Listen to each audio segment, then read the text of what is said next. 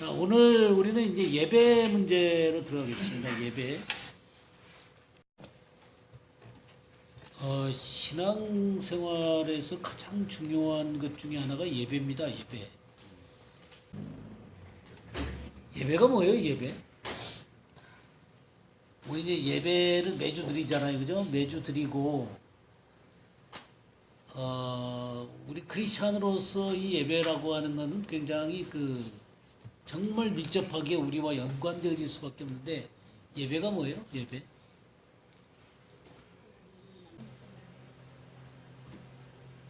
성경의 찬양은 누가 한다고 그랬어요? 근데 성경은 그 모든 존재들이 다 하나님을 찬양하라 그랬죠. 모든 존재들 보고 하나님을 찬양하라 그랬어요.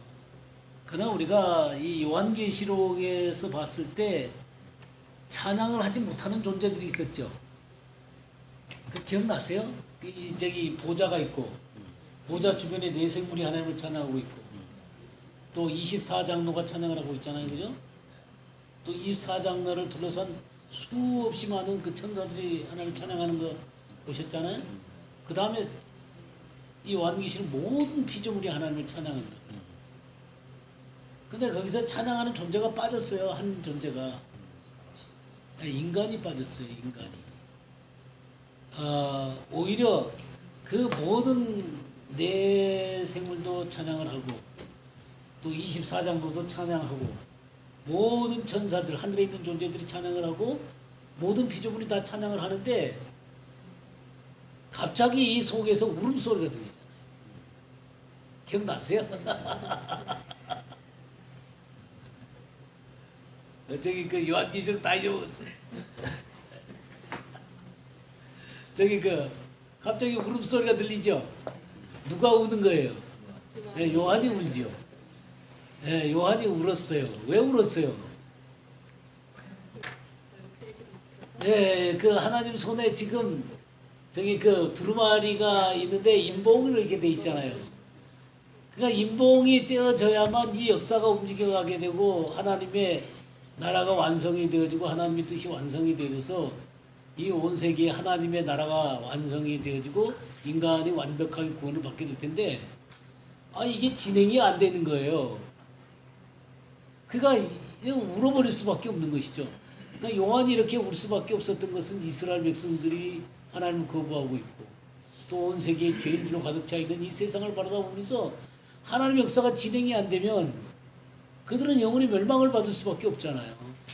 그러니까 그런 상황 가운데서 요한이 막 웁니다.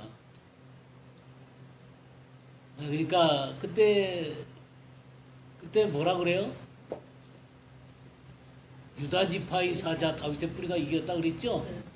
네, 예수 그리스도가 이겼다 그랬습니다. 그러면서 그 유다 지파 사자가 나온 줄 알았는데 누가 나와요? 어린 양이 나오죠. 이 라이언이라 그랬는데 램이 나오는 거예요. 참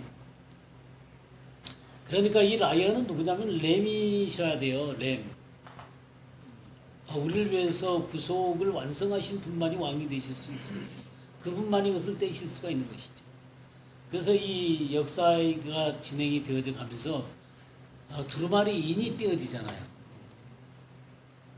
두루마리 인하고 관계되어졌던 게 뭐였던 것 같아요? 기억나세요? 제가 이 계시록 강의를 했는데 두루마리 6장 그 인을 뗐죠? 첫째 인, 둘째 인, 셋째 인, 넷째 인 쭉 뗐어요. 그죠? 첫째 인이 뭐였어요? 흰말이죠, 흰말. 둘째 인은 뭐였어요? 붉은 말. 셋째 인은 뭐예요? 검은 말. 넷째 인은 청황색 말. 다섯째 인은 뭐예요? 그 9절 말씀 한번 보세요. 6장 9절.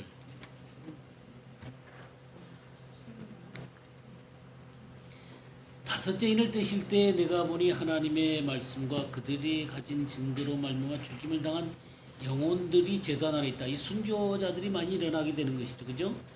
여섯째 인이 뭐였어요? 지진이 나고 해가 검은 털로 짠 상복같이 검어지고 달은 온통 피같이 되고 하늘의 별들이 무화과 나무가 대풍에 흔들려 설익은 열매가 떨어지는 것 같이 떨어집니다. 그러면서 이 요한계시록의 이 쭉 흐르는 내용이 마태복음 24장과 똑같이 흘러간다는 걸 얘기했었죠. 예, 그러면서 마태복음 24장의 내용의 그 흐름이 이 흰말이 평화를 얘기했었죠. 평화 얘기했었고 둘째 말이 붉은 말 전쟁이죠. 전쟁 그리고 셋째 말이 뭐였어요? 검은 말 기근이죠. 기근 그리고 청황색 말 죽음에 대한 얘기가 있었습니다. 이 마태복음 24장에 보게 되면은 사람의 미혹이라는 것하고 또 거짓 선지자의 미혹이라는 게 있어요. 이거는 이제 평화와 관련되어 있는 건데요. 거짓 선지자의 미혹은 뭐냐면 로마가 외치는 건 늘 평화를 외쳐요. 평화. 이 로마 바티칸이 외치는 것은 거짓 선지자의 외치는 건 평화가 쭉 그 역사 가운데 계속해서 평화를 주장을 하죠. 그 다음에 이 사람의 미혹이 있는데요. 이 역사 가운데 굉장히 평화가 이 역사 가운데 평화를 구가했던 때가 있었습니다. 그때가 언제냐면 이 계몽주의가 일어나게 되고 그러니까 이 종교개혁이 일어나게 되고 르네상스가 일어나게 되고 산업혁명이 일어나게 되고 그러면서 계몽주의가 발전해 가면서 그 인간들이 굉장히 평화를 구가하는 때가 있었어요. 그래서 인간은 스스로가 평화를 다 완성할 수 있을 것이다. 이렇게 결론이 나게 되면서 후천연설이 발전하게 된 이유가 이런 것 때문에 나오게 된 것입니다. 후천연설이 뭐예요? 그 역사의 마지막 천년 동안 인간이 완전한 천년왕국을 만들게 될 것이다라고 하는 게 후천연설이거든요. 그러니까 그런 것들이 일어날 만큼 온 세계가 평화를 구가하게 됐어요. 근데 이 평화가 여지없이 깨지는 게 이제 뭐 때문에 깨지게 되냐면 제1차 대전, 제2차 대전에 의해서 깨지게 되죠. 그것이 이제 평화가 전쟁으로 바뀌게 되는 것이죠. 그러면서 온 세상 가운데 이 기근의 문제, 전쟁이 일어나게 되고 기근의 문제 또 요즘의 세대에 이르기까지도 아프리카나 그런 데서 이 기근 때문에 얼마나 많은 사람들이 죽음을 당하고 있는지 또 어린 아이들의 TV만 봐도 뭐 유네스코 유네스코인가 또 유니세프 같은 데서 이렇게 그 광고하잖아요. 애들을 위해서 10,000원을 내십시오. 뭐 그런 광고들을 많이 보게 되는데 그런 현상들이 굉장히 많이 일어나고 있고요. 또 하나 아주 중요한 게 이 청황생마는 죽음을 얘기를 하는데 이제 죽음이라고 하는 게 가장 많은 학살들이 있었습니다. 그렇지만 가장 이 세대 가운데 무서운 학살이 뭐냐면 홀로코스트였거든요. 근데 이 홀로코스트라는 게 어디서 일어났냐면 가장 문명적이고 가장 예술이 있고 가장 과학적이고 가장 발전한 나라 가운데서 일어났다는 것이죠.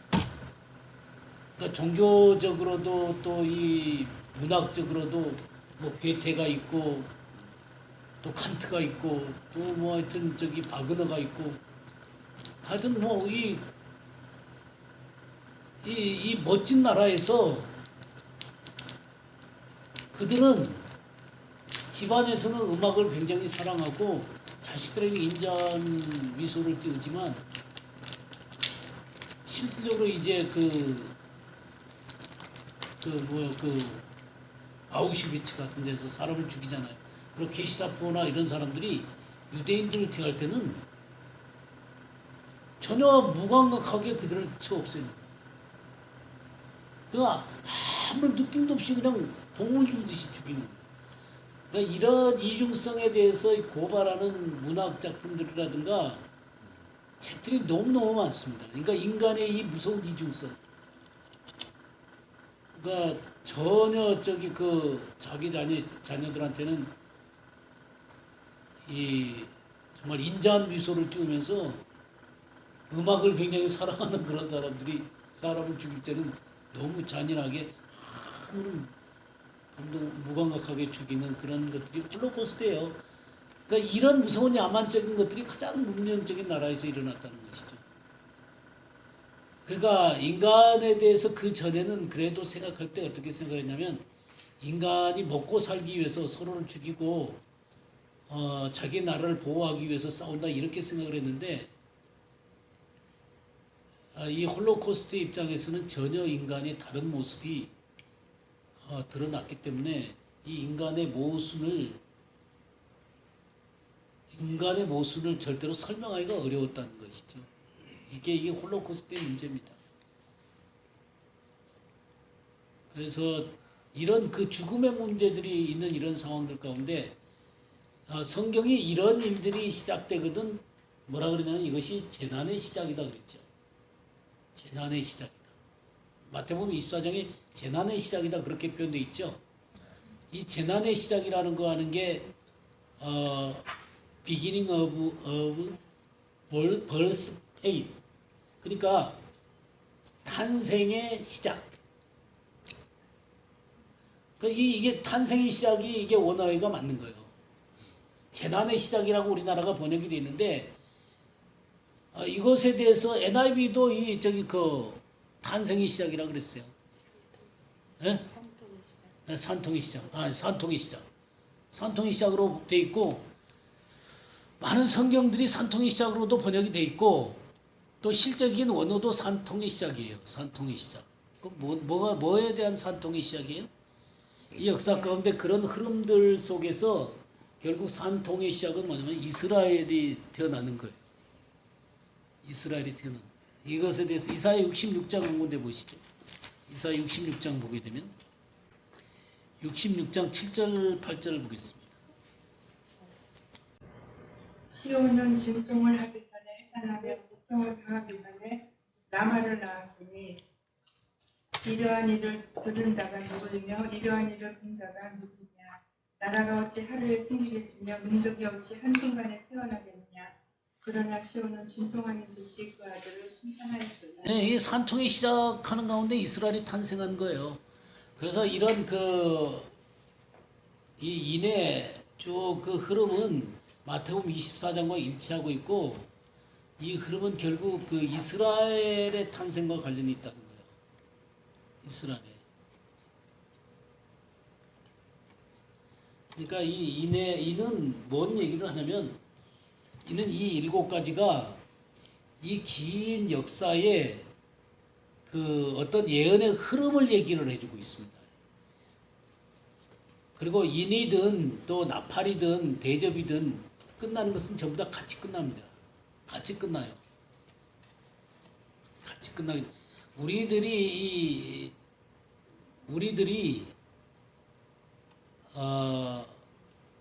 계시록을 대할 때 늘 어떻게 배워왔냐면 계시록 인이 띄어지고 7인이 7나팔이라는 거예요. 7나팔. 그리고 7째 나팔에서 또 7째 대접이 나온다는 거예요.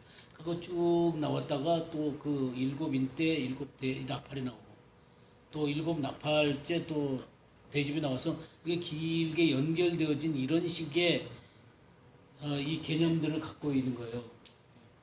이게 보통 요한계시록을 대할 때 그렇게 대하고 있습니다. 근데 이 요한계시록은 끝이 전부 다 똑같아요.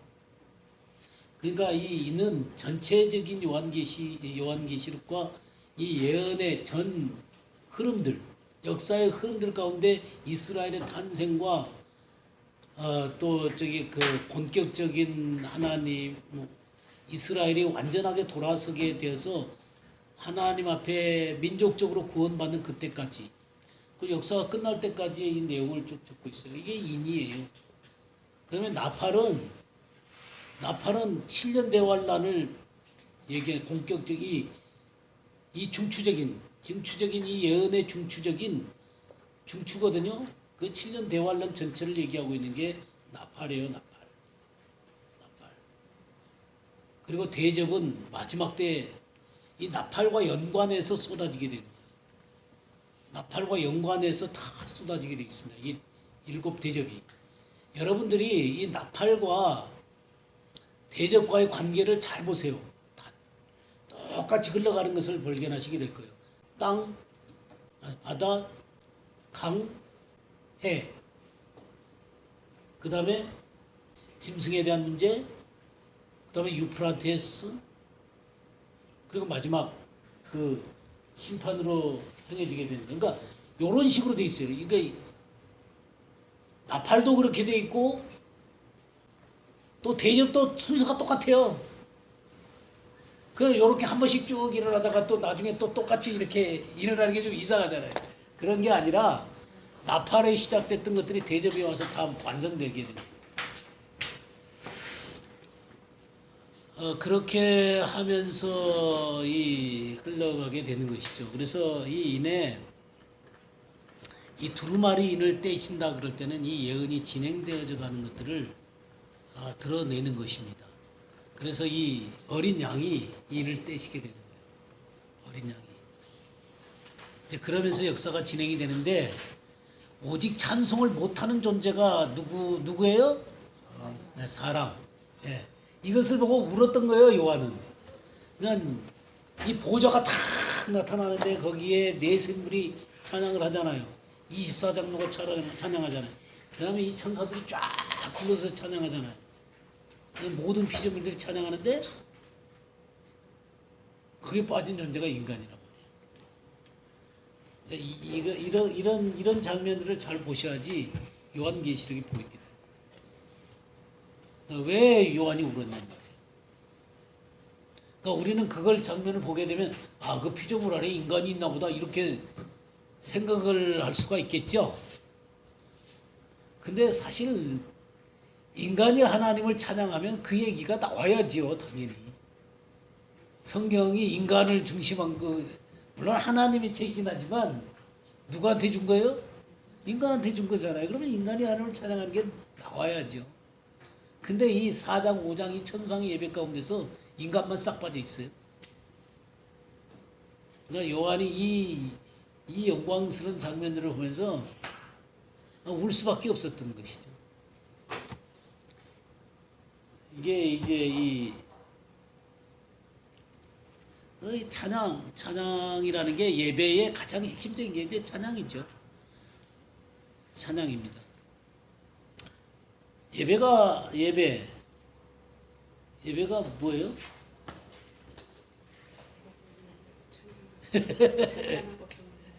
찬양하고 경배하는 거예요. 자, 그래서 이 사실 예배라는 주제를 대할 때 모든 존재들이 다 찬양을 하고 예배를 드려야 됩니다. 그렇지만 예배라는 이 문제를 다룰 때는 하나님과의 관계성을 갖고 있는 인간이 하나님 앞에 예배를 드려야 됩니다. 그러면 이 하나님과 관계 있는 인간은 누구예요? 어떤 존재가 하나님 앞에 예배를 드릴 수가 있어요? 어떤 사람들이 예배를 드릴 수 있어요? 네, 구원받은 사람들이 하나님 앞에 예배를 드릴 수 있는 것이죠. 구원받은 사람이 하나님 앞에 예배를 드릴 수 있습니다. 이건 틀림이 없습니다. 구원받지 않은 사람이 예배를 드릴 수 있겠습니까? 네. 구원받은 사람이 예배를 드리게 되죠. 그러면 우리가 구원이라는 게 하나님의 은혜로 구원받는 거잖아요. 그럼 하나님의 은혜로 구원받는 거기 때문에 이 예배라고 하는 것은 구원받은 이 하나님의 은혜에 대한 응답이죠. 응답이에요. 그러니까 이 하나님의 은혜에 대한 응답입니다. 그래서 이 은혜에 대한 응답으로 감사하고 경배하고 찬송하는 것이죠. 그리고 이 예배에는 또 하나님의 말씀을 듣고 순종하는 것이 포함되어야 됩니다. 하나님의 말씀을 듣고 순종하고 하나님의 임재를 경험하는 거예요. 그러면서 이제 임재를 경험하면서 하나님을 기쁘시게 하는, 그러니까 이 구원받은 사람들이 하나님을 기쁘시게 하는 예전과 삶이에요.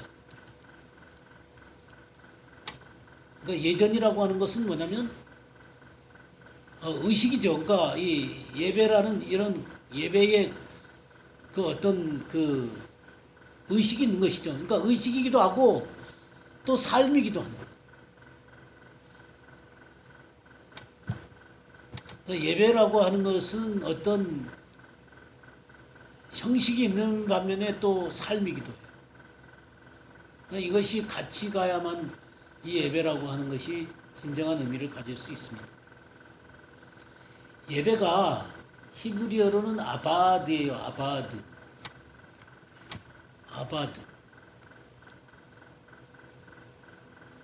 아바드라는 게 섬긴다 그런 말이에요. 섬긴다. 성경에 구약에서는 섬긴다는 말을 씁니다. 하나님을 섬긴다. 우리 한번 볼까요? 시편 2편 한번 보겠어요. 시편 2편 11절. 여호와를 경외함으로 섬기고 떨며 즐거워할지어다. 네, 여호와를 경외함으로 섬기고, 이 섬기고가 아바드예요. 아바드. 이 섬긴다는 게 경배한다는 얘기입니다. 그러니까 이 하나님을 섬김이라는 이런 단어인데요. 한 군데 더 보죠. 시편 100편 한번 보겠습니다. 100편 2절. 기쁨으로 여호와를 섬기며 노래하면서 그의 앞에 나아갈지어다. 네, 기쁨으로 여호와를 섬기며. 그러니까 이 섬김이라는 단어가 봉사한다, 섬긴다 뭐 그런 말이잖아요. 근데 이 섬김이라는 이 단어는 뭐를 갖고 있냐면 이 말 자체에 관계성이 있는 겁니다. 관계성. 섬김이라는 자체에 뭐가 있어요? 관계성이 있어요. 관계성이 없는데 뭐 섬길 수 없잖아요. 그죠? 하나님과 섬기는 자 사이에 관계성이 있습니다. 관계성. 그 다음에 두 번째로 아주 중요한 것은 뭐냐면 굴복의 의미가 있습니다. 굴복의 의미. 섬기는 자가 섬김을 받는 자에 대한 어떤 굴종의 의미가 있는 거예요. 굴종의 의미. 그 다음에 세 번째로 뭐냐면 기쁘시게 하는 행위가 있는 거예요. 기쁘시게 하는 행위. 그러니까 이 섬김이라는 것에 관계성도 들어있고요. 또 굴복의 의미도 들어있고, 그리고 기쁘시게 하는 행위 자체가 거기에 들어있는 거예요. 예배는 이걸 포함하고 있어야 됩니다. 그러니까 예배라고 하는 것은 관계성이나 또 이 예배 받으시는 하나님과의 나와의 어떤 관계성 가운데서 굴복, 또 이렇게 엎드려 있는 이런 태도가 없다거나, 또 이 기쁘시게 하는 그런 삶이 되어지질 못하면 사실 예배라는 것은 예배답지가 못하게 되는 것이죠. 그리고 그 헬라에서는 프로스 퀘네오예요. 프로스 뭐뭐를 향해, 뭐뭐에게, 프로스 퀘네오. 프로스 퀘네오. 그러니까 뭐뭇을 향해서 뭐뭇에게로 퀘네스, 입맞추다. 뭐뭐에게 입맞추다. 그런 말이에요. 이 프로스 퀘네오라는 말의 의미는 뭐냐면 종이 그 상전한테 나아갈 때 발에다가 입맞추는 그런 것을 얘기하는 거예요. 그 배너라는 영화를 보게 되면 배너가 돌아왔을 때 그 하인이 그 배너를 맞으러 올 때 이런 태도를 표하려고 하니까 배너가 이렇게 막는 그런 모습이 나옵니다. 이런 거는 바로 이 저기 그런 의미가 이 프로스케네오예요. 케네오. 그래서 그 주님 앞에 발밑에 엎드려서 그분 발에 이렇게 입을 맞추는 것이죠. 그러니까 이 예배를 워십이라고 그러죠. 워십. 워십. 워십이라는 뜻이 뭐예요? 워십. 사실 이 워십이라는 게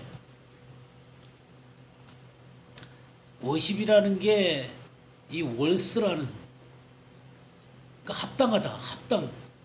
그리고 그 합당한 신분을 가지고 있는 분에 대한 태도를 얘기하는 거예요. 합당한 신분에 관한 태도를 가지고 있는 분에게 워십을 하는 것입니다. 그러니까 이 경배라고 하는 것은 합당한 신분에게 합당한 태도를 취하는 거예요.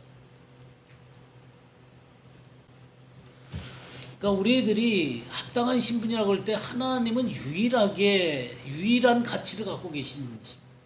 유일한 가치세요. 하나님은 유일한 가치세요. 유일한 가치. 그래서 이 유일한 가치 되시는 하나님께 합당한 영광을 돌리는 것이죠. 그게 예배예요. 24시간 365일 예배를 드릴 수 있나요?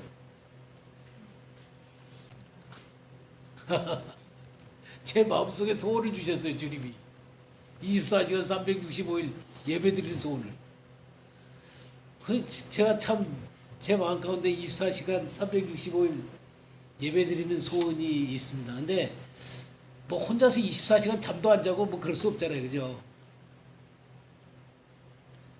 잠도 안 자고 뭐 혼자서 24시간 예배를 드릴 수도 없는 거고. 깨어 있다라는 의미 자체보다도 뭐 깨어 있을 수 있겠죠. 24시간 깨어 있을 수도 있고 또 뭐 영적으로 민감하게 주님 앞에 서 있는 태도를 가질 수는 있겠지만 잠자면서도 아가새 그랬잖아요. 잘지라도 깨었는데 그런 기적 생각나세요? 네, 잘지라도 깨. 뭐 그럴 수도 있겠지만 그런 의미 자체보다도 24시간 함께 예배를 드릴 수 있는 이 저기 기도의 집이 있었으면 좋겠다. 그래서 함께 기도하기를 원하는 사람들이 와가지고 시간들을 맞춰서 또 기도도 하고 또 거기서 또 말씀도 가르치기도 하고 또 같이 예배도 드리기도 하고 뭐 샤반 예배도 드리고 온갖 예배를 다 드릴 수 있고 저는 이게 주님이 주신 거예요. 그래서 이거 이루어질 겁니다. 이게 마음속에 이게 소망을 주셨기 때문에 뭐 지금 저 아무것도 없어요. 뭐 이거 세울 뭐 능력이 있는 거 아니지만 하나님이 그 마음을 주셨기 때문에 하나님이 이걸 세우실 거다 그런 생각이 들어요. 그래서 제가 이걸 어떻게 생각했냐면 저번에 이스라엘에 관한 기도 얘기하면서 그 사방에서 생기 얘기를 제가 한번 쓴 적이 있었잖아요.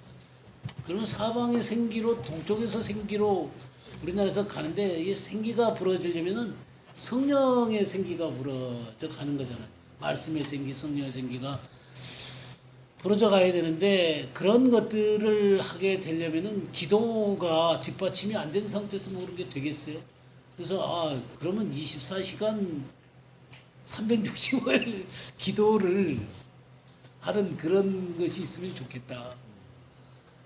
근데 사실 제가 그 이스라엘에 있을 때 24시간 365일 기도하는 곳에서 제가 목자로 있었어요.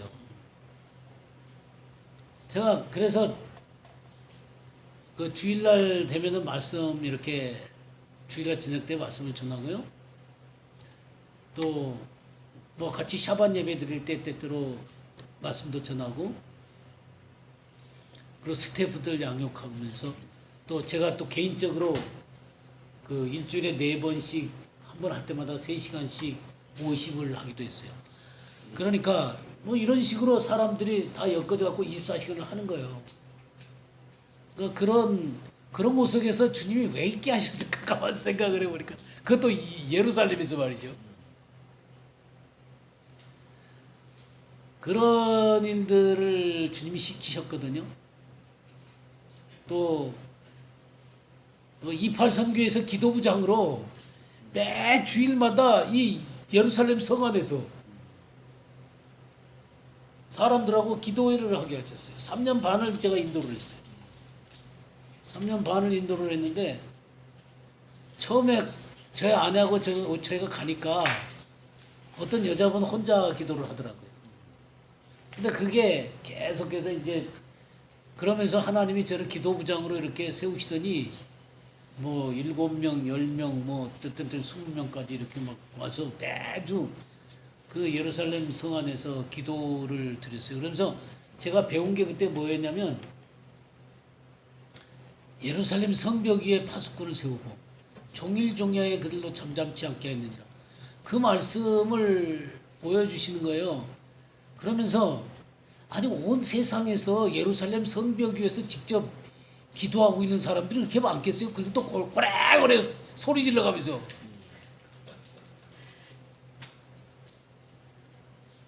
그럼 누가 그렇게 아니 기도를 하는 사람들이 많이 있겠지만 매주일 고래고래 소리 예루살렘 성벽 위에서 그렇게 그러니까 예루살렘 성 안이니까 그 성 안에서 그렇게 기도를 드리면서 제가 그 말씀을 보는데 내가 예루살렘 성벽 위에 세운 파수꾼이네. 그 말씀이 그대로 그대로 제가 그 삶 가운데 있는 거예요. 그 말씀을 보는데 그러면서 예루살렘을 세워서 온 세상으로 찬송을 받게 하기까지 그리고 쉬지 못하시게 하라 하는 말씀을 이렇게 보면서 여호와로 그렇게 쉬지 못하시게 하라는 말씀을 보면서 하나님의 일을 하는 게 저는 그 전까지는 그래도 어떻게 생각을 했냐면 하나님께 다 기도해갖고 능력을 받아가지고 나와갖고 말씀을 전하는 거라고 생각했어요. 그리고 하나님이 일하는 거라고 생각했어요. 근데 그 말씀을 보니까 오히려 하나님이 일하시고 나는 뒤에서 하나님 잘하시네. 하나님 이런 거더라고. 그러시지 못하시게. 이게 내가 거꾸로 알고 있었구나. 하나님이 다 하시고 나는 막 응원해 드리는 거구나. 이게 기도구나. 전 그전에 막 능력 받아갖고 막 주님의 일을 내 입으로 그냥 물론 그렇게 해서 사역도 일어나고 하나님의 역사들이 났어요. 그렇지만 제가 거꾸로 알고 있었던 거죠. 하나님이 일하시는 거라는 것들을 그때 정말 너무너무 그 기도의 현장 속에서 그걸 알았어요. 그래 하나님이 지금 이 위대한 일들을 하고 계시구나. 그래서 저는 그런 기도를 그렇게 드렸어요. 그 다음에 또 이 예루살렘에 제가 갔는데 이스라엘을 사랑하는 사람하고 팔레스타인을 사랑하는 사람들이 서로 끼리 싸우는 거예요. 우리 이스라엘을 사랑한다 그러면 이스라엘은 팔레스타인을 억압하는 사람들이라 그러면서 이 팔레스타인을 사역하는 사람들은 막 또 그렇게 얘기하는 사람들은 막 싸우고 막 그래요. 대적하고. 자 그런 상황이 되는데 이거를 어떻게 해야 되나? 저는 기도부장이 됐잖아요. 기도부장이 됐는데 이 두 사이에 끼어서 딱 기도부장이 된 거예요. 그러면서 이거를 어떻게 해야 할까 하면서 이스라엘 한번 기도하면 또 팔레스타인 한번 기도를 하고 팔레스타인 기도를 하면 또 이스라엘 한번 기도를 하고 그러면서 여러분들 거기에 어떤 사람들이 주로 팔레스타인 쪽이냐면 20년 정도씩을 사역한 사람들이 대부분 그쪽이에요. 그러니까 그 이스라엘에서 선교하는데 가오를 잡는 사람들이에요. 이런 사람들이 그런 쪽이고 근데 참 주님이 저를 그거에 세워가지고 우리들 입장도 다 내려놓자. 그럼 우리 예수 그리스도만 높이면 되는 거 아니냐. 그렇게 하면서 그런 식으로 기도를 했어요. 그러면서 우리 광야로 가자 광야.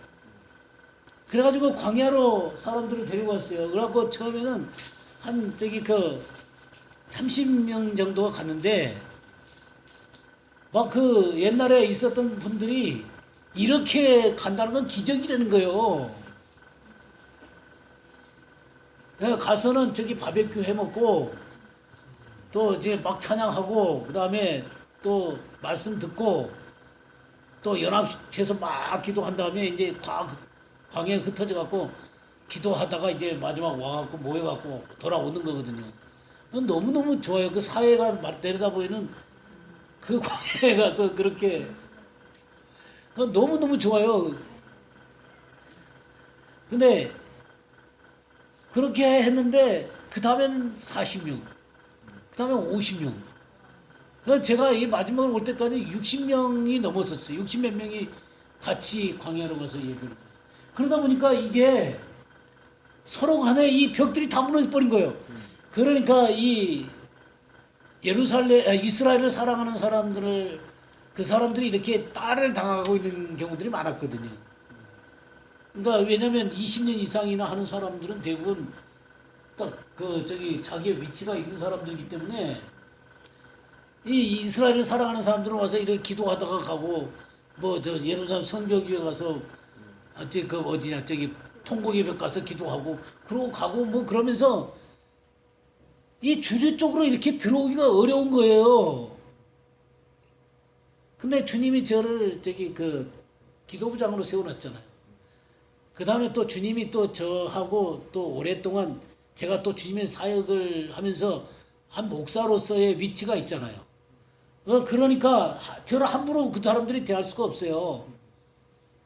그러니까 함부로 대할 수가 없으니까 이제 기도부장이니까 뭐 그런 일을 할 때 이 이스라엘을 사랑하는 사람들한테 기도도 시키고 또 말씀도 전하게 하고 뭐 그렇게 하면서 이 분위기가 서서히 무너져 버린 거예요. 하고 지금은 어떤 입장에 있는 사람이 와서 무슨 얘기를 하더라도 그냥 듣고 앉아 있어요 이제는. 그래갖고 이제는 저기 그 지난번에 100여 명 정도가 갔대요 광야로. 그러니까 제가 나오고 난 다음에도 그 다음에 이 목요일 그 기도회가 한 막 3, 40명씩 모여서 기도를 한대요.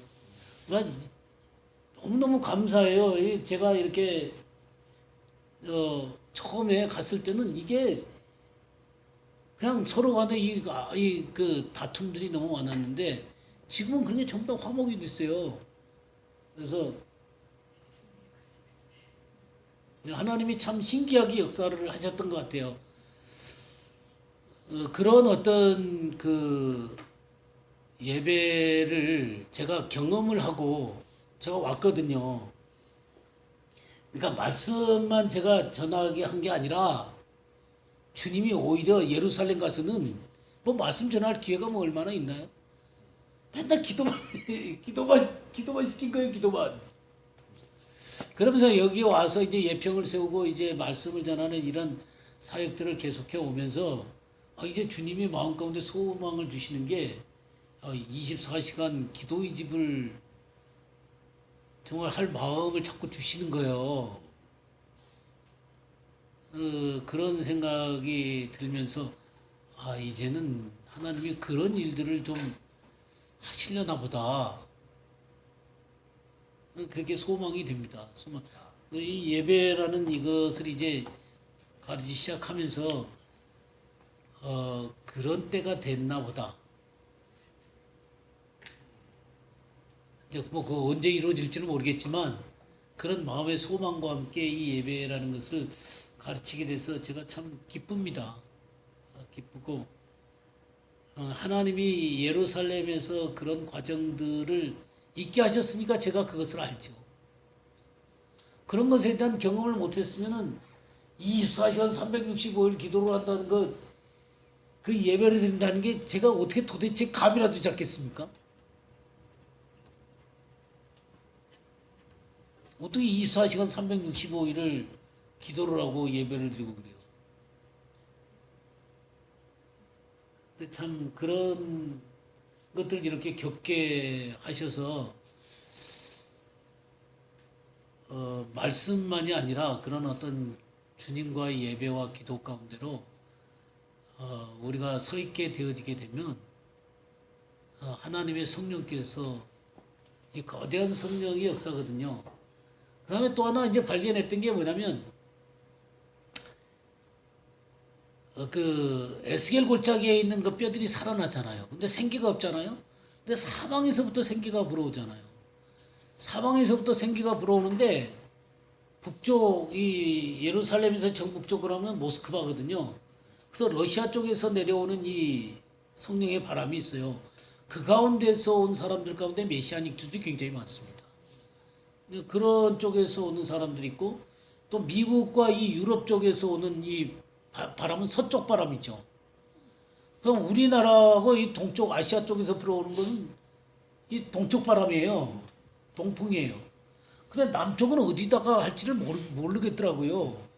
뭐 예멘일 수도 없잖아요. 뭐 그 어디 그런 걸 몰랐는데 우리가 나오기 전에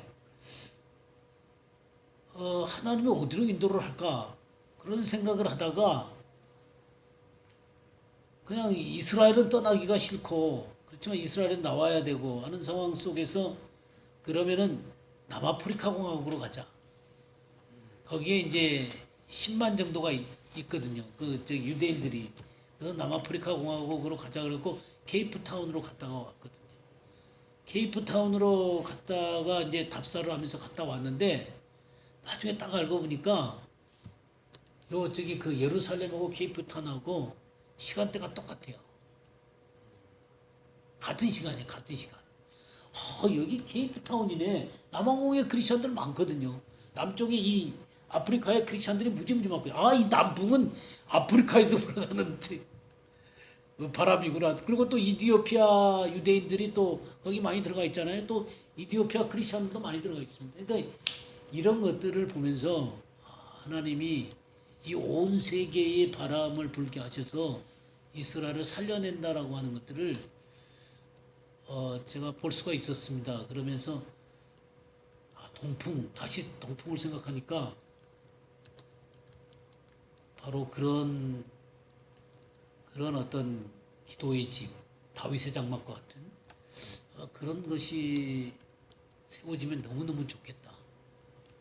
그러면 이제 그것이 세워지려면 이스라엘을 사랑하는 사람들이 어디든지 같이 와서 그 기도도 하고 같이 그런 어떤 연합된 이 동풍의 연합 이스라엘까지 가지 않을까 그런 생각이 들어요. 뭐 저는 제가 큰 사역을 할 마음도 조금도 없고요. 이게 제가 변한 거예요. 저도 야심이 굉장히 큰 사람이었거든요. 하여튼 한국에 내놓으라는 사람들하고 제가 사역을 같이 했었으니까 야심이 저도 컸는데 주님이 저를 아주 밟아도 지독하게 밟으셔갖고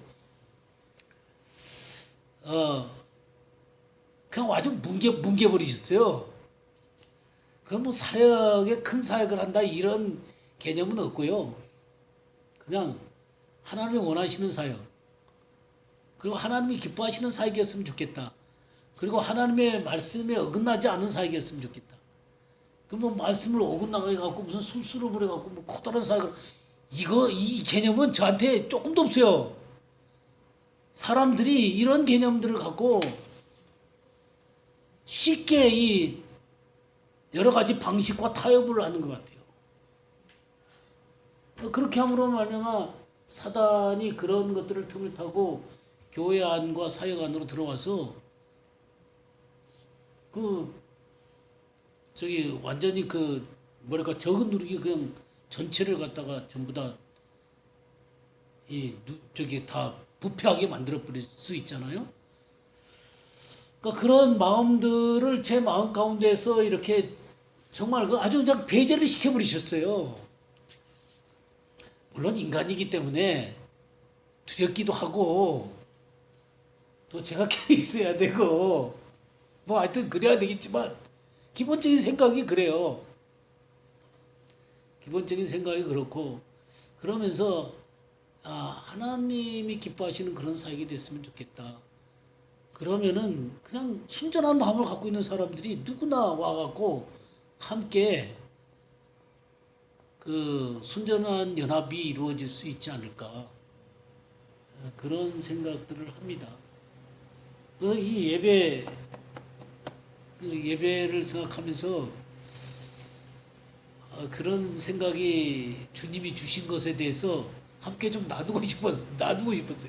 제 마음 가운데 이런 마음을 주신 것에 대해서 나누고 싶었어요. 이런 문제들을 기도를 좀 해주세요. 여러분들은 기도를 해주셔야 됩니다. 저는 뭐 방안도 없어요. 이게 어떻게 구체적으로 이루어져야 되는지 방안도 없지만 하나님이 제 마음 가운데 그런 마음을 주셨고 그거를 이루어 가실 거라고 생각하거든요. 제가 이 한국에 남을 때 여러분들과 만나리라고는 전 꿈에도 생각을 안 했어요. 예평이라는 모임도 생각을 못 했고 근데 말씀을 가르치다가 예평이라는 것들을 좀 세웠으면 좋겠다. 그런 예평, 예루살렘의 평화를 위해서 기도하는 모임 그렇게 하면서 시작을 했는데 또 주님이 이렇게 만들어 주셨잖아. 뭐 커다란 사역을 하는 사람들에 비하면 이건 사역도 아니죠. 그렇지만 저는 그런 것과 비교를 하고 싶지를 않거든요. 정말 하나님이 원하시는 위치에 서서 현재 하라고 하신 것들을 한다는 게 중요한 거거든요. 근데 그러다 보면은 주님이 어디로 인도해 가실까? 우리를 어디로 인도해 가실까? 이렇게 하나님의 말씀으로 준비되고 그리스도의 신부로 준비가 되고 이 남은 자들로 이렇게 준비를 시켜가는 이 과정이 사실 예사로운 게 아니거든요.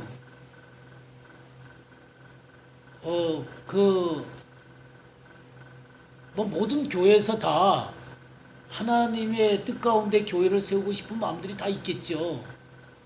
다 있겠지만 이 교회를 하다 보면은 사람 눈치도 봐야 되고 돈도 필요도 하고 뭐 여러 가지 상황들이 있다 보니까 조금씩 이게 타협이 되거든요. 타협이 되고 그러면서 왜 하나님께서 나를 한국에 남게 하셨을까? 이런 생각들을 하면서 제가 여러분들을 가르치고 이 예평을 해가면서 그래 하나님 앞에 말씀에 철저하게 서가지고 그리스도의 신부로 분명히 서는 사람들을 세우자. 그 사람이 한 명이든 두 명이든 진짜로 세우자.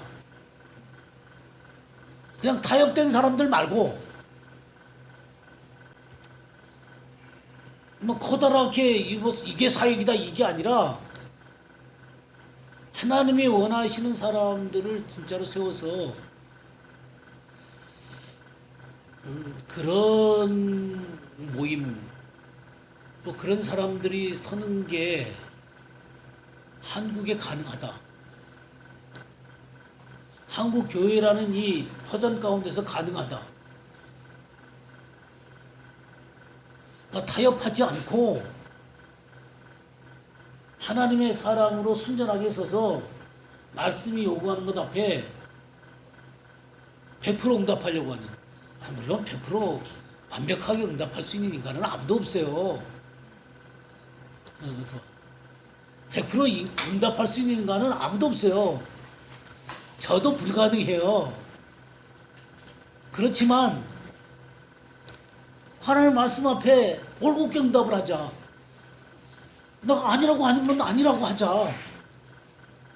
성경이 요구하는 것이 너 그거 잘못됐다 그러면 잘못된 것으로 인정을 하자. 그리고 내가 그 말씀 앞에 바르지 않은 것은 버리도록 하자. 그 마음이 제게 있거든요. 그래서 그렇게 내 자신이 설 뿐만 아니라 정말 그런 그 사람들이 함께 서는 그런 공동체, 뭐 많은 사람이 아니라 몇 사람도 좋다 이거죠. 마치 이사야가 그의 자녀들로 말미암아 예표와 증거가 됐던 것처럼, 그 시대의 예표와 증거가 됐던 것처럼 그런 것들이 하나님이 원하시는 전략이 아닐까. 이 시대를 향한 하나님의 전략일 거다. 하나님은 그런 사람들을 보고 싶은 거겠다. 그냥 적당한 선에서 타협하는 사람들이 아니라 끝까지 말씀 앞에 서가지고 그 말씀이 요구하는 것 앞에 기꺼이 연막 치지 않고, 연막 쳐갖고 맹인이 되지 않고 눈이 밝아져서 하나님의 말씀을 그대로 보고 그 말씀이 요구하는 그 열매들을 맺는, 그 제가 맨날 하는 얘기잖아요. 근데 그런 것들을 요구하신 것 같아요. 저는 그럴 마음이 있는 거죠. 그래서 이런 게 주님이 나를 한국에 남게 하신 이유구나.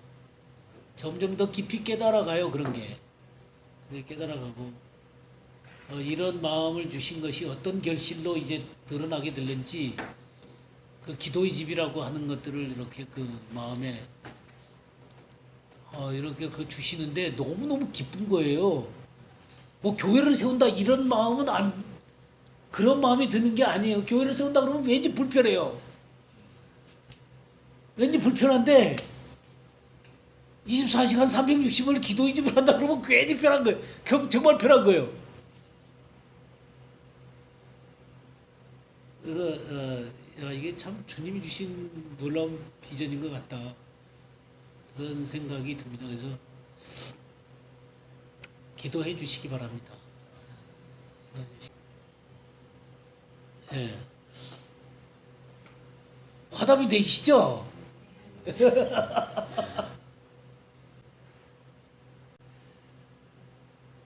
예, 우리 암송 기절 시편 27편 4절 한번 다 같이 암송을 해볼까요? 예배 시작. 내가 여호와께 바라는 한 가지 일 그것을 구하리니 곧 내가 내 평생에 여호와의 집에 살면서 여호와의 아름다움을 바라고 그의 성전에서 사모하는 그것이라. 근데 사실 예전 게 훨씬 더 좋아요. 저는 예전 것하고 자꾸 혼동돼갖고. 근데 번역을 조금 그렇긴 한데 이 번역도 의미가 다 통하니까요. 여기에 나라는 말이 3번 나오죠. 내가 내 평생에. 그다음 여호와도 몇 번 나와요. 3번 나와요. 여호와께 바라는 한 가지. 여호와의 집에 살면서 여호와의 아름다움을 바라보며. 그리고 그 여호와의 집과 여호와의 성전은 똑같은 거죠, 그죠? 여호와의 집에 살면서 그의 성전에서 사모하는 것이다. 뭐 우리가 지금은 그러니까 이 다윗이 이렇게 얘기했다면 이 여호와의 집은 뭘 얘기하는 걸까요? 네, 다윗의 장막이죠. 다윗의 장막.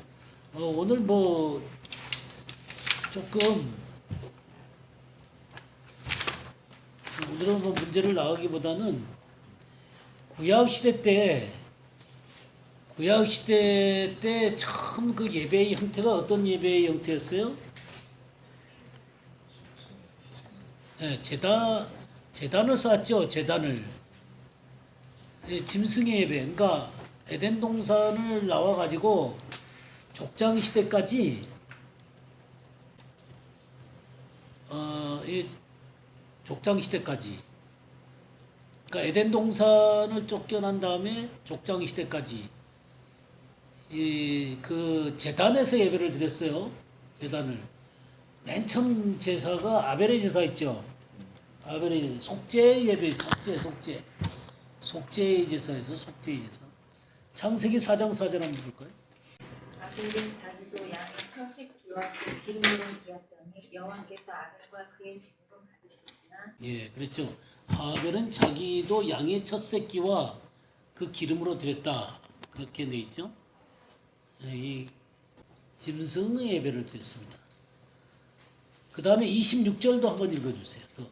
셋도 아들을 낳고 그의 이름을 에노스라 하였으며 그때의 사람들이 들어서 여호와의 이름을 불렀다. 예, 셋이 누구를 대신해서 태어났어요?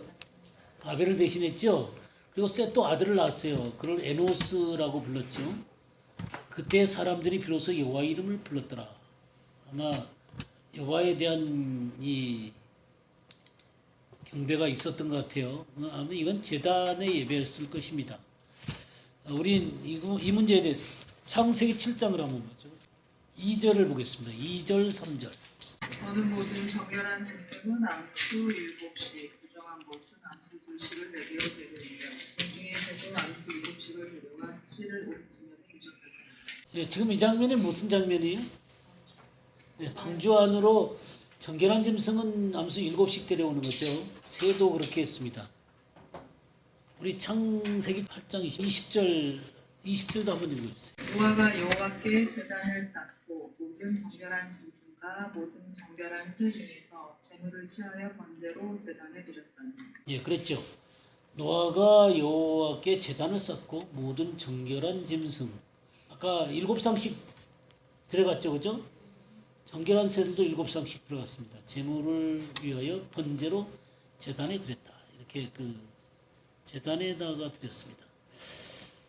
우리 아브라함이 어떻게 이 경배를 드렸는가를 한번 볼까요? 창세기 12장 6절에서 8절을 보겠습니다. 아브라함이 그 땅을 통과하여 세겜 땅 모래 상수리 나무에 이르니 그때 가나안 사람이 그 땅에 거하였더라.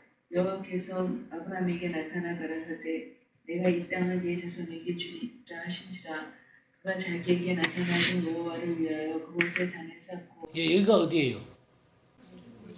세겜 땅 모래 상수리 나무 거기죠? 거기서 제단을 쌓았어요. 예, 8절도 읽어주세요.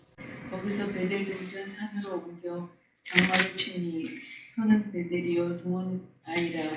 그가 그곳에서 여호와를 위하여 단을 쌓고 여호와 이름을 부르니 점점 남방으로 옮겨 예, 그래서 여기가 이제 베델에 가서 베델에 가서 드리잖아요, 그죠? 예, 13장 1절에서 4절까지 한번 봐. 아브라함이 애굽에서 나올 때 그와 그 아내와 모든 소유며 롯도 함께하여 남방으로 올라가니 아브라함에게 육축과 은금이 풍부하였더라. 그가 남방에서부터 발행하여 베델에 이르며 베델과 아이 사이 전에 장막 쳤던 곳에 이르니 그가 처음으로 단을 쌓은 곳이라. 그가 거기서 여호와 이름을 불렀다. 예, 베델과 아이 사이 두 번째 예배를 드린 곳이죠. 그렇지만 처음에 그곳에서 처음 예배를 드린 그곳에 또 단을 또 쌓았어요. 이것이 이제 베델에서 드린 제단에서 드린 것입니다. 그러니까 세 번째가 이제 세 번째를 한 군데 보겠습니다. 세 번째는 13장 18절 한번 보겠습니다. 이에 아브라함이 장막을 옮겨 헤브론에 있는 마므레 상수리 수풀에 이르러 거주하며 거기서 여호와를 위하여 제단을 쌓았더라. 예. 그러니까 세 번째는 어디서 쌓은 거예요? 예? 헤브론이죠. 헤브론. 그러니까 세겜은 북쪽이에요. 베델은 중부입니다. 그 다음에 헤브론은 남부예요. 남부. 그 다음에 이제 한 군데 더 쌓았어요. 어딘지 아세요? 창세기 22장 13절 13절 아브라함이 눈을 들어 살펴본즉 한 순양이 귀에 닿는데 뿔이 수풀에 걸려 있는지라. 아브라함이 가서 그 순양을 가져다가 아들을 대신하여 번제로 드렸더라. 아브라함이 그 땅 이름을 여호와 이레라 하였으므로 오늘날까지 사람들이 이르기를 여호와의 산에서 hun배되리라 하더라. 예. 지금 여기는 어디예요? 모리아산이죠. 모리아산. 거기서 예배를 드리죠. 이 모리아산이 어디에 있어요? 예루살렘이죠. 예루살렘. 14절 보세요. 아브라함이 그 땅 이름을 여호와 이레라 그랬죠. 뭐를 여호와 이레라 그랬어요? 땅이라는 저기 그 양이 준비된 것이에요? 물론 양이 준비된 것도 얘기할 수 있겠죠. 근데 그 땅의 이름이 여호와 이레입니다. 그러니까 이스라엘 땅 자체는 하나님이 준비한 땅이에요. 예루살렘도 그렇고 이스라엘 땅 자체가 하나님이 준비한 땅이에요. 그러니까 아브라함한테 이미 이삭을 드릴 때 하나님은 그걸 준비한 땅으로 삼으셨어요. 그래서 이 이삭을 드렸듯이 예수 그리스도가 거기서 돌아가시게 되는 거예요. 이 땅은 하나님이 준비한 땅입니다. 이렇게 네 번 제단을 쌓아요. 4번. 근데 이제 사실은 이 세켐이 북쪽이긴 하지만 중부의 북쪽이거든요. 세켐은 중부의 북쪽이지 아주 북쪽은 아니에요. 근데 한 번 더 추측하는 땅이 있어요. 한 번 더 추측하는 땅이 어디냐면 이 아브라함이 변화산에서 이 제단을 쌓았을 것이다. 그러니까 어디냐 저기 헐몬산에서 쌓을 것이다. 예. 그런 추측을 제가 추측하는 게 아니라 이스라엘 사람들은 그렇게 생각을 합니다. 이 성경에는 안 나와 있어요. 성경에서는 아브라함이 헐몬산에서 제단을 쌓았다는 얘기가 나오지 않습니다. 근데 참 기가 막힌 게 이게 전부 다 웨스트뱅크 아닌 것 아세요?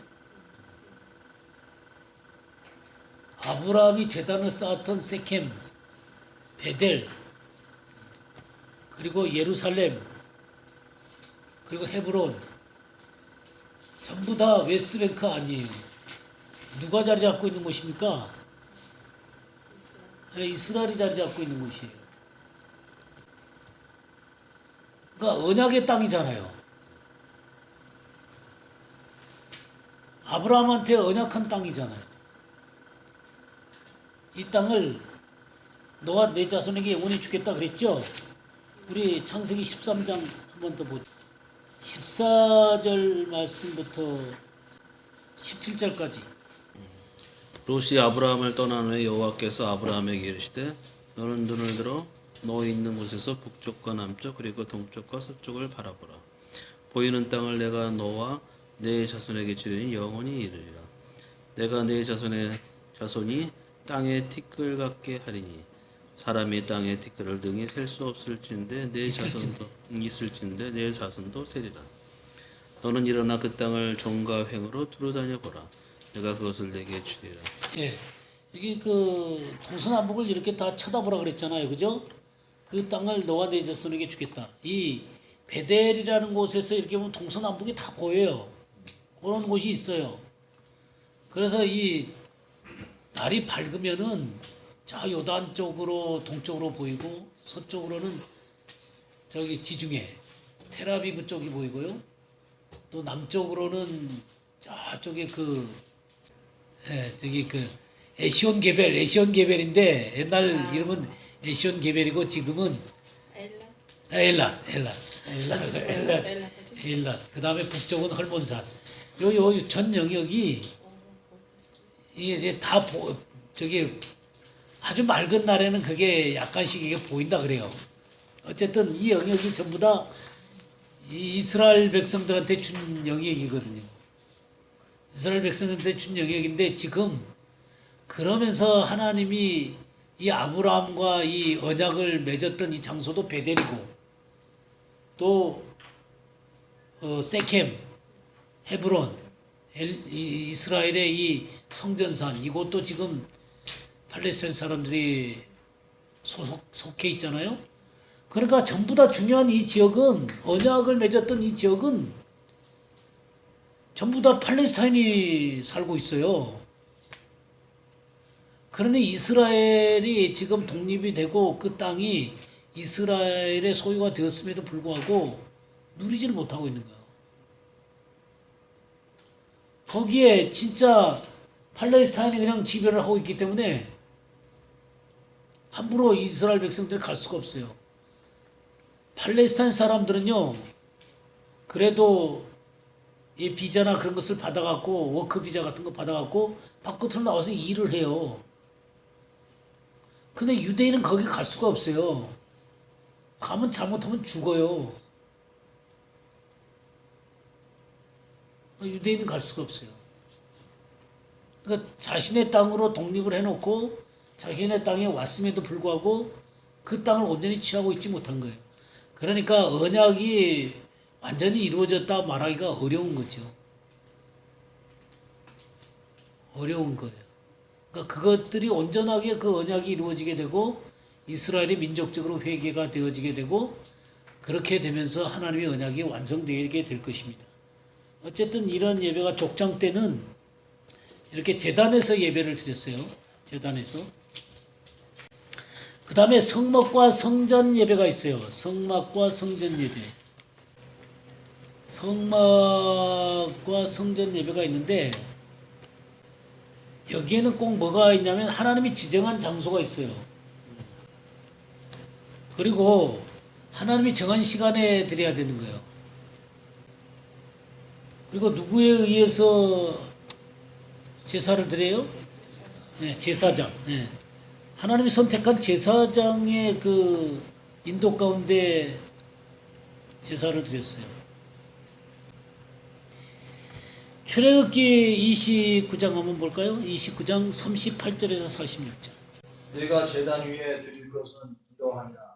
매일 1년 된 어린 양 2마리니 한 어린 양은 아침에 드리고 한 어린 양은 저녁 때에 드릴지니 한 어린 양은 고운 밀가루 10분의 1을 내다와 찌은 기름 4분의 1 힘을 더하고 또 전제로 포도주 4분의 1 힘을 더할지니 한 어린 양은 저녁 때에 드리되 아침에 한 것처럼 수호제와 전제를 그것과 함께 드려 향기로운 냄새가 들게 하여 여호와께 화제로 삼을지니 이는 너희가 대대로 여호와 앞 회막 보내서 늘 드릴 번제라.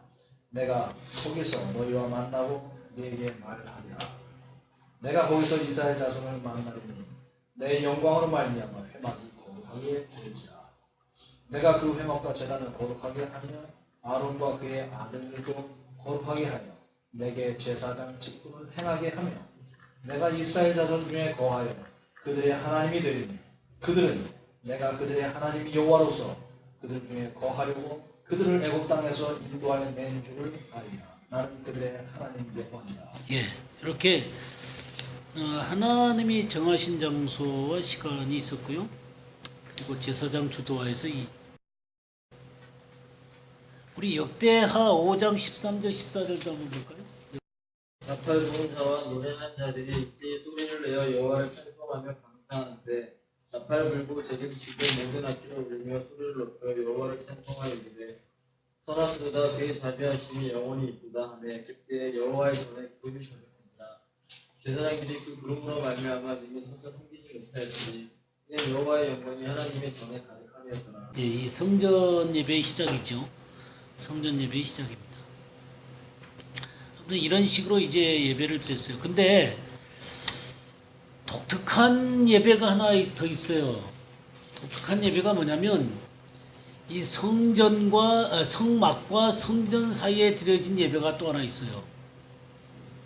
성전 예배와 성막 예배와 성전 예배가 그 사이에 예배가 하나 있었어요. 왜 그렇게 됐는지 아세요? 성막 예배와 성전 예배 사이에 또 다른 예배가 하나 있었는데, 예, 그렇죠.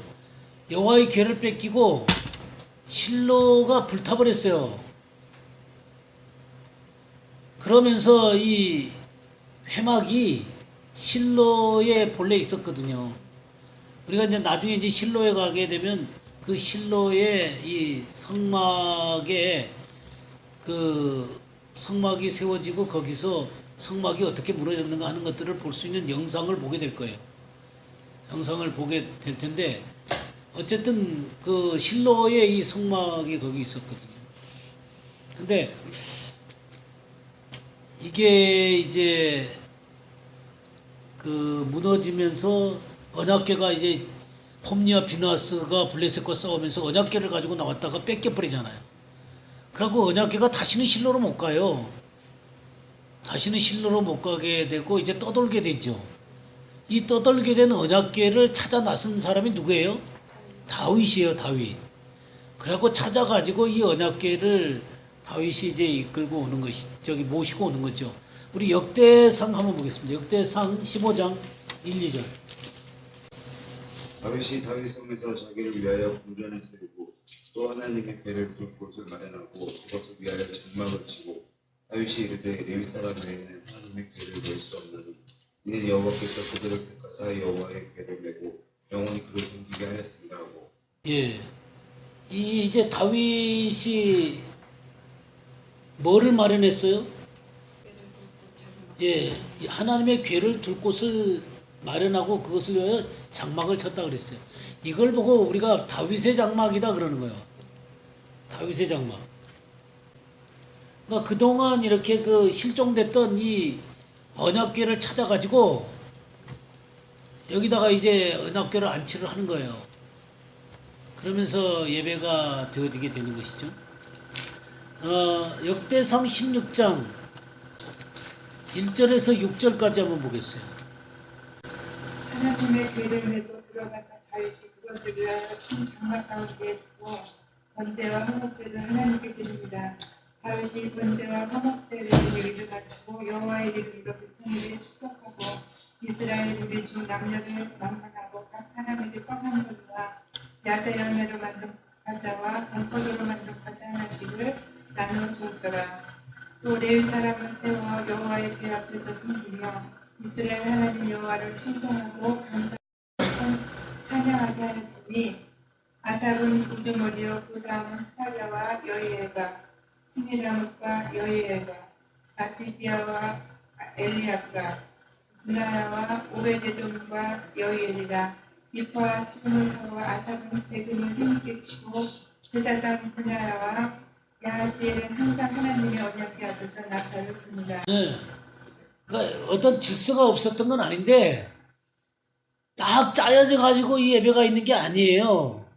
그냥 나팔 부는 사람은 항상 그 나팔을 불고 이렇게 그 자기가 맡은 역할들을 감당했지만 제사장들이 딱 조직적으로 이렇게 해갖고 그 예배가 드려졌던 곳이 이 다윗의 장막의 예배는 아니에요.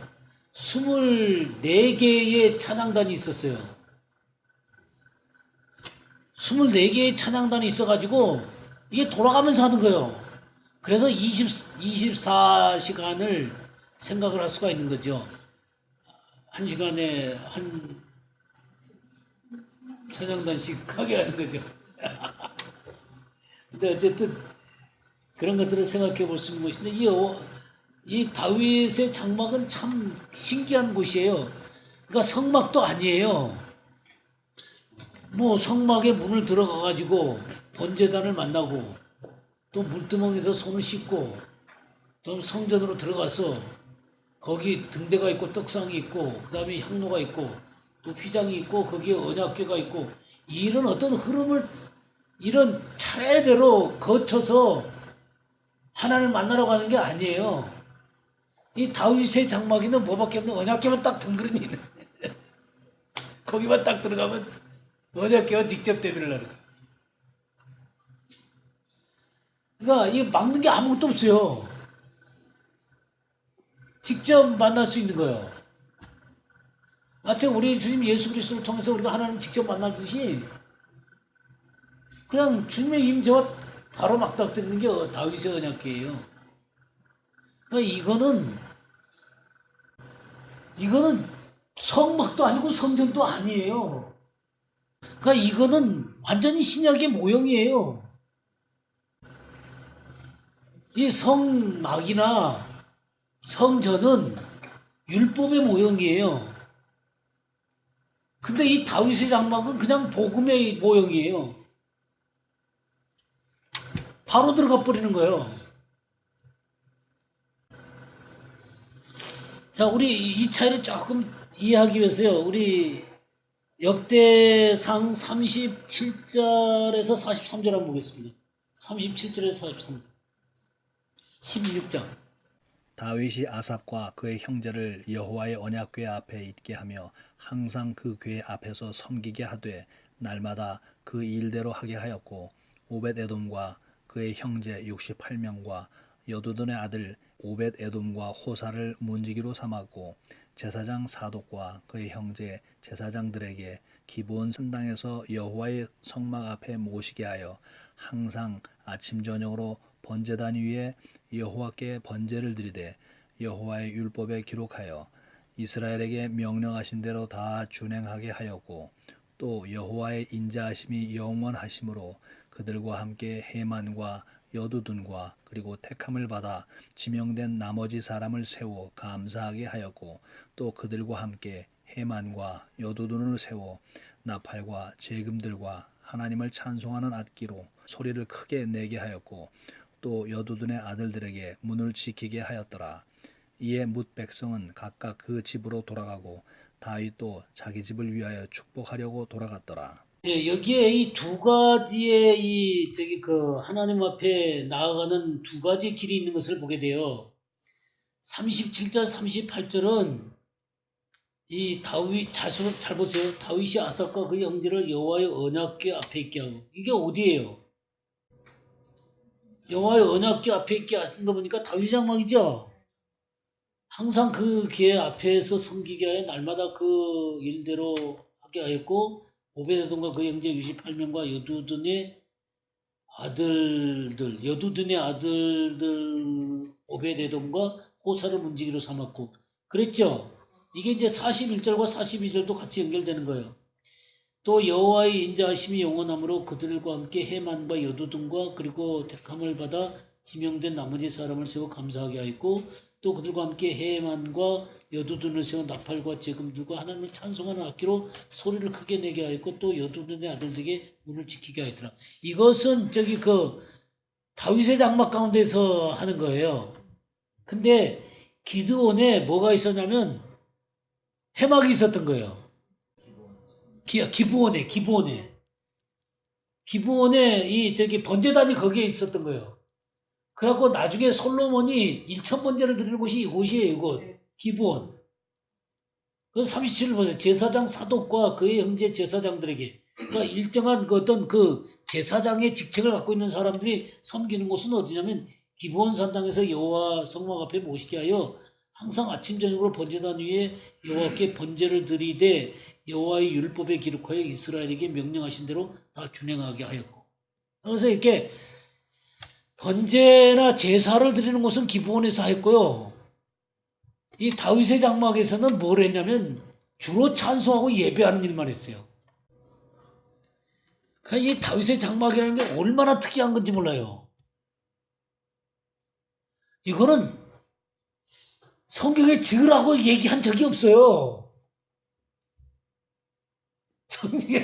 성막을 짓고 성전을 짓는 것은 얘기했지만 다윗의 장막은 다윗이 이렇게 만들어갖고 언약궤를 넣고 하나님을 송축한 곳이에요. 너무너무 신기한 곳이에요. 그러니까 다윗의 사랑이 가득 차 있는 곳이에요. 그러니까 다윗의 후손 예수 그리스도로 말미암아 하나님 앞에 직접 나아갈 수 있는 그런 것의 모형이에요. 이게 다윗의 장막이에요.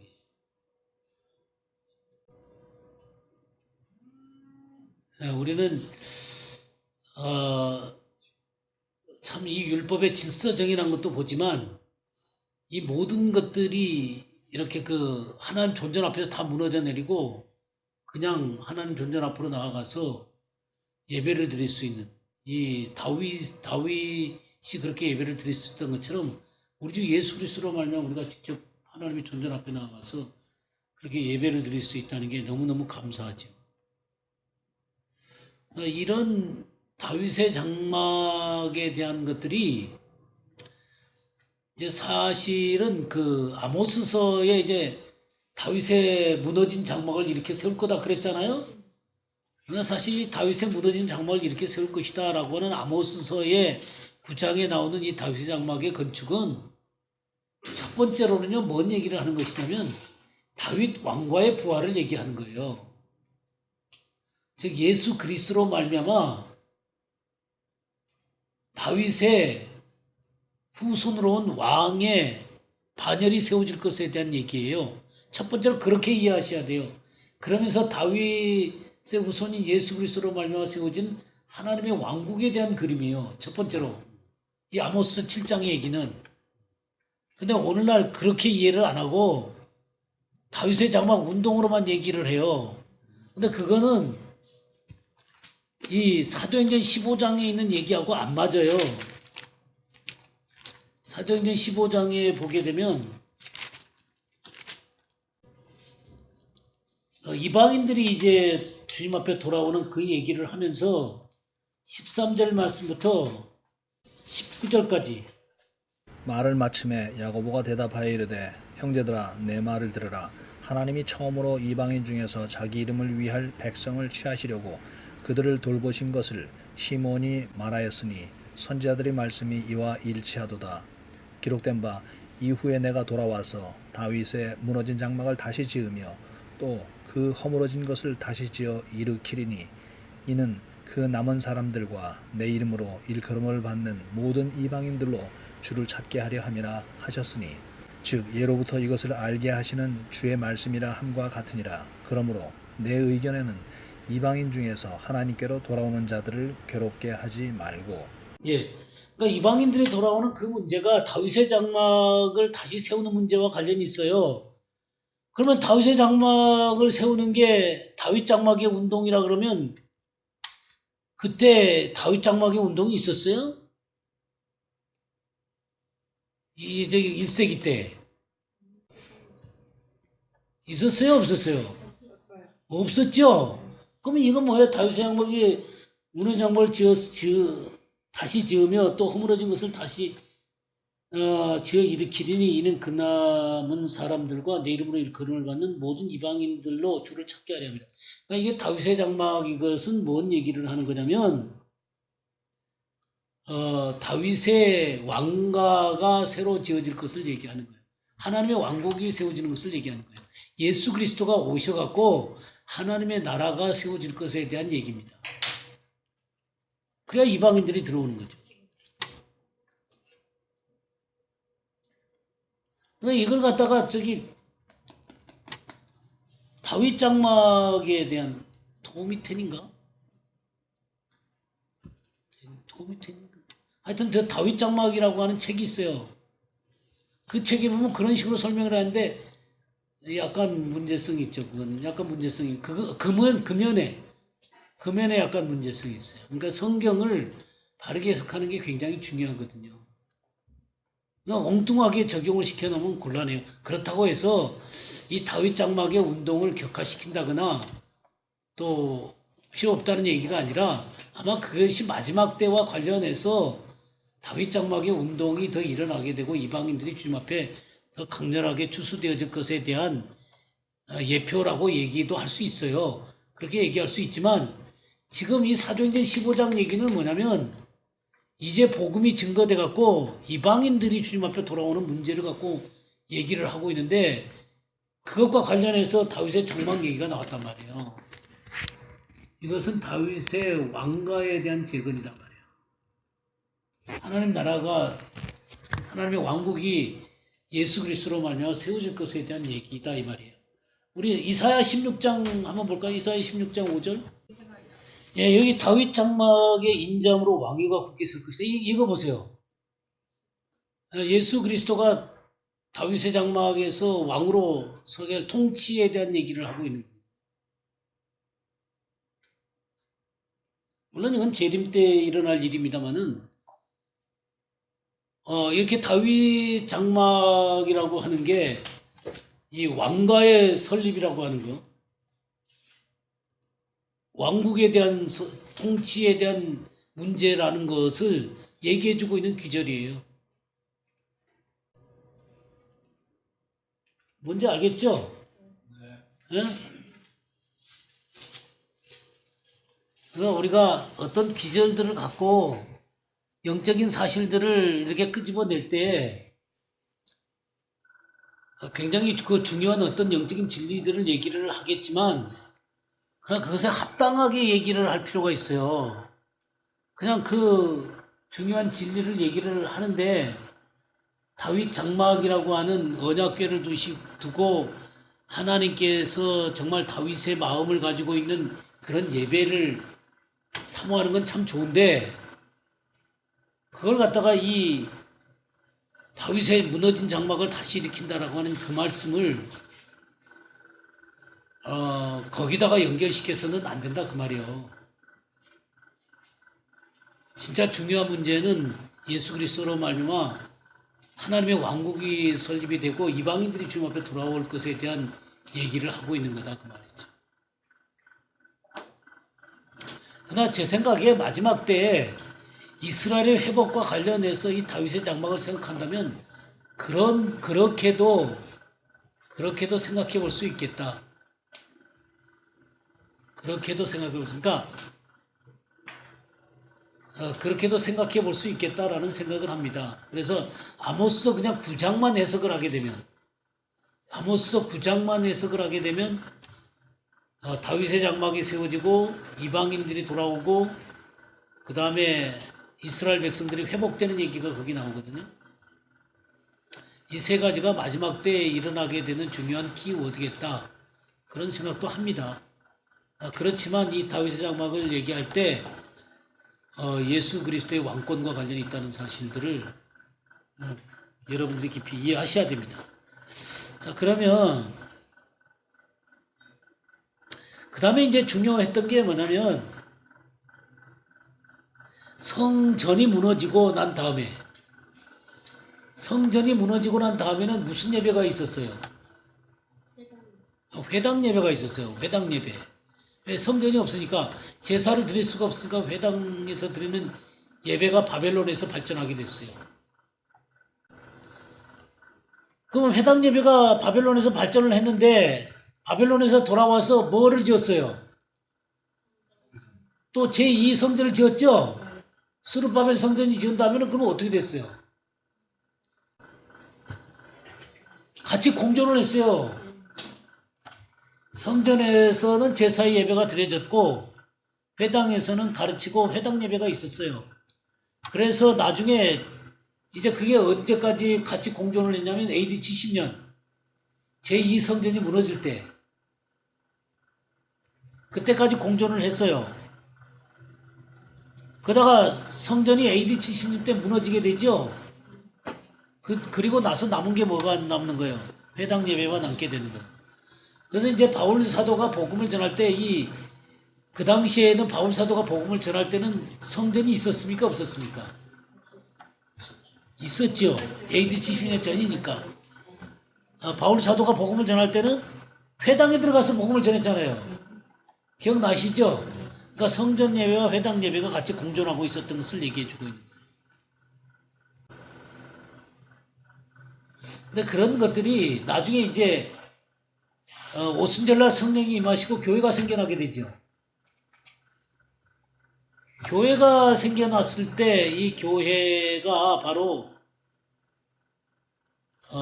이 교회는 뭐와 흡사하냐면 회당 예배하고 흡사한 거예요. 그러니까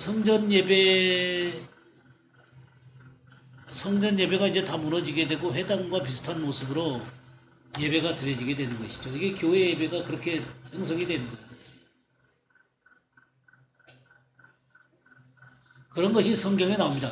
그런데 이 교회 예배라고 하는 것도 성전이 있었을 때는 성전에서 이스라엘 백성들이 모였어요. 예수 믿는 사람들이 모였어요. 예수 믿는 사람들도 성전에 모였지만 나중에 성전이 무너지고 난 다음에는 따로 모이게 됐잖아요. 그죠? 따로 모이게 됐을 때 그 모이는 것도 어떤 식으로 모였냐면 이렇게 그 어떤 지역에 함께 모이기도 하고 또 가정에서 모이기도 하고 이런 것이 같이 있었어요. 그러니까 어떤 지역에 함께 모여서 예배를 드리기도 하고 가정의 소극으로 예배를 드리기도 했습니다. 이런 것들을 좀 이해를 염두에 두셨으면 좋겠어요. 예배라는 게 그런 식으로 바뀌었다. 예배의 이제 본질에 대한 문제는 다음 주에 더 하도록 하고요. 그러니까 예배의 형태는 이런 식으로 발전되어 왔었습니다. 오늘은 여기까지 하죠.